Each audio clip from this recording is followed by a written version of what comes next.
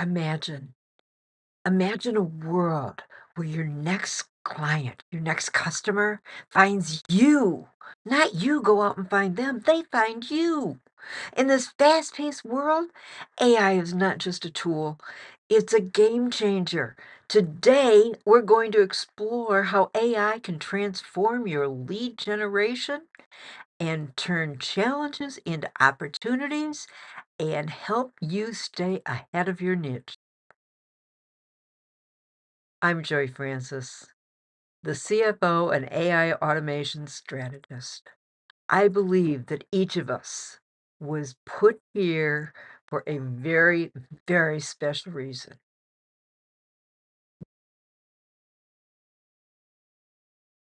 Getting your next customer coming to you is not a dream. Together, we can make it your reality. So where do we start? I've always heard that a niche and having your own specialized niche is going to be the key to a successful business. But what is a niche? Whether you call it a niche or a niche, yeah, I every time I say it, I probably pronounce it differently. So, what a niche is, it's a segment of the market. It is a segmentation of who you would be talking to. For me, I work with two particular segments, CPAs and residential contractor. Does that mean that's the only people that I work with? No. That means that I have particular specialties in working with those people. And so that is a niche for me. You have particular interest or specialties or background doing something for a particular type of segment in your industry. You need to know what that is, why do you like it, why are you good with it, and how can you make it better and be better than everybody else. And when you get known for being that particular niche specialist, you'll have people coming to you because you have got the answers of how they can succeed and get what they want to have, do what they want to do, and be where they want to be. So it doesn't mean that that's all you do, but being known for that and having a large majority of your clients being in that area is going to make you the expert. And the expert is going to draw attention. You're going to be asked to speak at this group or that group because you know what is needed in that area. You know how to make things work for them to do whatever your business, your service or product, whatever that is, you know how to make it work best for them. And that's what everything's all about. And no matter whether we are in a particular niche or whether we are selling to everyone, and I have I had a number of years ago, I had a mentor that gave me a line that I will never forget, and I'm known for saying it all the time. If you're selling to everyone, you sell nothing. You are selling nothing. If you are attempting to sell to everyone out there in the market, when I hear somebody say, "Ah, my market is everyone. Everybody can buy my product. Everybody can buy my service. Everybody can use it." Yes, that's true in many instances. But if you specialize for something, for someone, and for a particular area, then you're going to have people saying, "Go to Joy, go to Sue, go to Harry. Go see Sam because they know what you need. They know what we need. They know about us. They understand us. And when you can talk the language of your customer, they know that you know what they're talking about. I, being an accountant for many, many, many years, can talk the language of the CPA. I know. I've I've been in the industry. I did not become a CPA because I was told by Eh, at the time, we were our CPA firm was Coopers& and Lybrand, and the partners told me, "Joy, you've got too much experience. You have already done all the things that you would have done in the first 2 years becoming a CPA, and you're going to do much better in the corporate world." So I stayed in the corporate world. But I know that industry. I have done audits, I prepared all the paperwork for the CPAs so that we could keep our bills down. So I know what they need, how they need it, where they need it, who they need to talk to, and how to make things work for them. So do I know everything? No, I was not a CPA, but I do know a lot, so I know how to help them. And that's one of the things that's so good. And my other piece of expertise is construction. I worked many, many years in construction, and we were building everything from residential homes to condos to apartments, but it was all in the residential area. So I know how to deal with it. I can still remember some of my favorite contractors. We had a little old man that was a bricklayer, and he was just precious as precious could be, and he was always coming in and saying hello and how are you, and yeah, I got to know him, and I got to know what some of his concerns and his problems were, so I know what the contractors are going through. And I worked for a contractor who worked for the construction company back when the US went through its most difficult time in financial history so far, and we hit the highest prime rate in the United States that we've ever hit. And people look at me now when I say it, and because I laugh when everybody tells me how high the mortgage rates are. Think about this.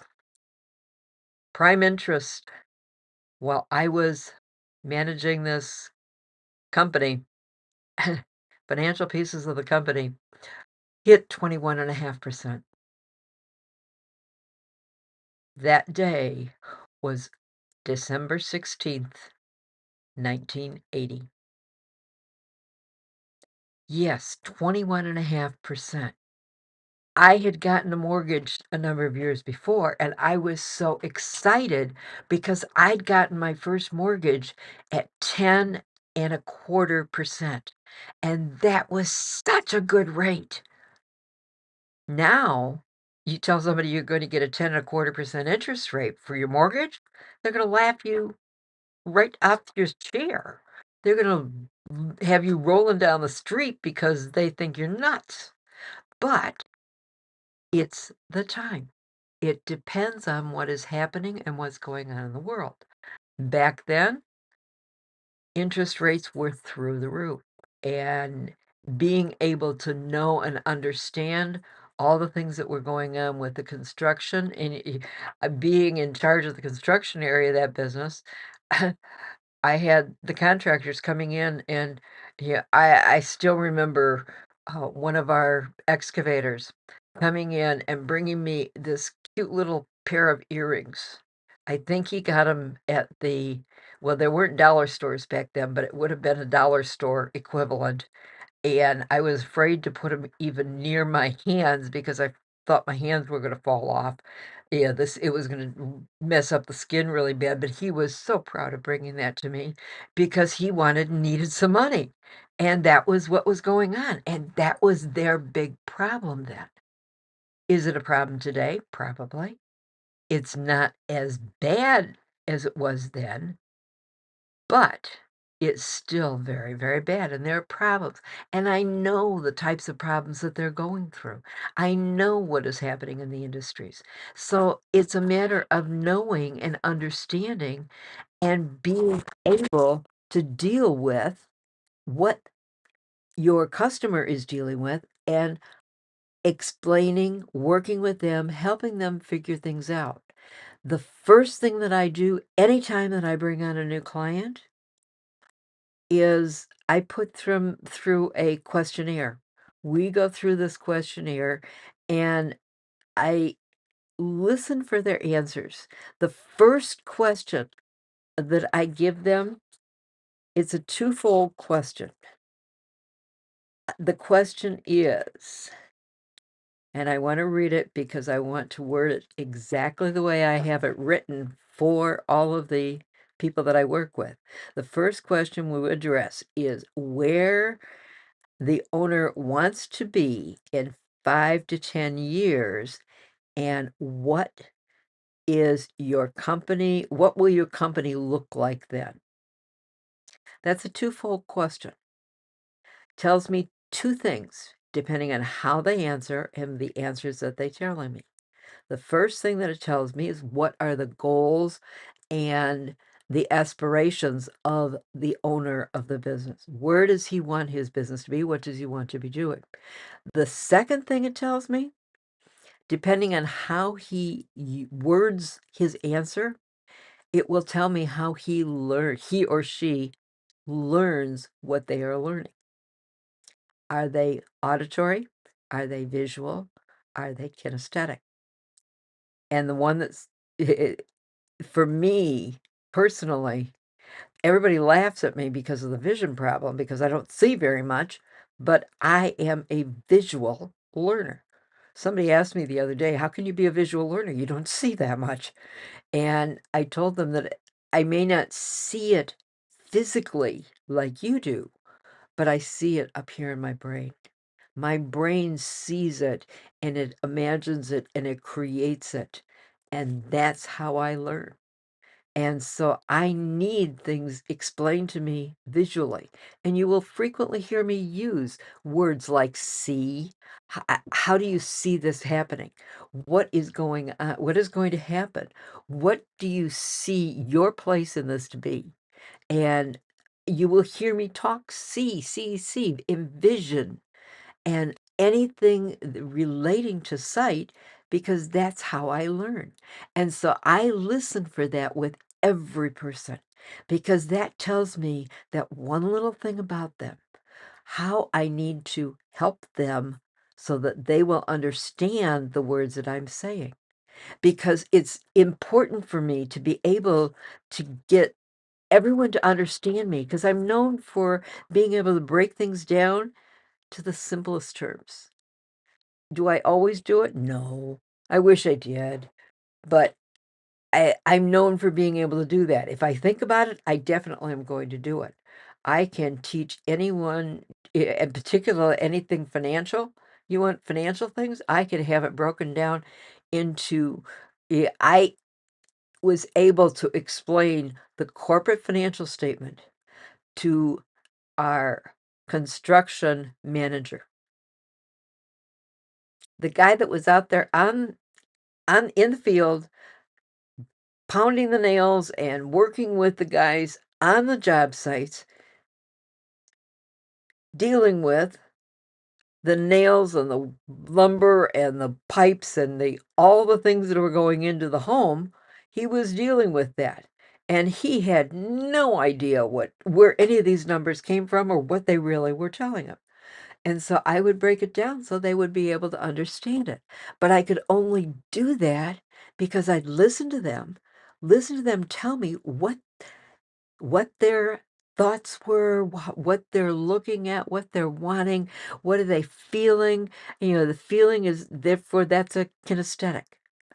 And the auditory is going to be what they're hearing. And the visual is what they're seeing. So you need to listen to your prospect because if you can talk their language, you're going to make a sale. Things are going to work for you. And I have a lot more here that I can go through, but I don't want to go too long today. I just this topic is really, really particularly interesting to me, and I think that I'm going to continue this on tomorrow. I'm going to continue talking tomorrow about this and finish this off because I don't want to shortcut you and not give you the information that I have because there's a lot of information here, but I don't want to keep you forever today. So AI is going to be able to direct you to your leads. They are going to be AI is going to be able to help you because it reads everything. That's all AI is. It's a reading source. They have it read everything. And therefore it learns, it remembers, it's able to pull the references. And I keep telling you, I've got statistics here. Yeah, I've got statistics, one on Home Depot, Home Depot's market, and what the source is a particular article. I can't remember the magazine. It's listed in the description here, but yeah, it's it that's where it comes from. AI pulled that for me because like I said, I always check. I wanna make sure that what they're giving me, what AI gives me, is real and not just make believe. So, tomorrow I'm gonna continue on with this. We're gonna continue making it better. And we're going to make sure that you have the information that you need to understand how to get AI working with you instead of against you. We want to make this a tool, not another burden for your business. And there are so many different things that I do that you can get other people to do to help you, and you can do a lot yourself. And tomorrow I probably gonna give you I give one of my secrets away because I just found a phenomenal, and I didn't find it, it was given to me. Somebody gave me a resource where you can get all your AI rather than paying the $20 a month for ChatGPT and Gemini and Claude and on and on and on. You can get them all for $10 a month. One payment of $10 a month, and you get them all. And it gives you way more than just the basics that you get with each of the different AI programs. So I'll probably give you that little piece tomorrow. So come on back tomorrow.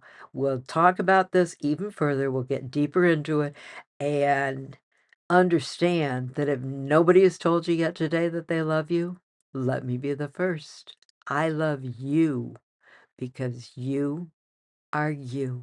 And that is so very, very special. Thank you for being you. Thank you for tuning in. And make sure that you, oh, wrong hand, Joy. You'll get the hands right, maybe. Yeah, I will. I can't, I'm always backward on this. Yeah, your hands don't know where they're going. So I'm just going to put both hands up. Like, share, and subscribe so that you are notified always and you can always catch up on all the things that I'm talking about because I'm going through from the beginning what is AI and taking it all the way through to how to make AI work for you and how to make it be your assistant and not you having to work for the AI. I want it to help you make money, and I want you to keep the money because that's the important part. So I will see you tomorrow. Make sure that you like, share, and subscribe, and just make sure that you keep the profits rolling. And we'll talk tomorrow.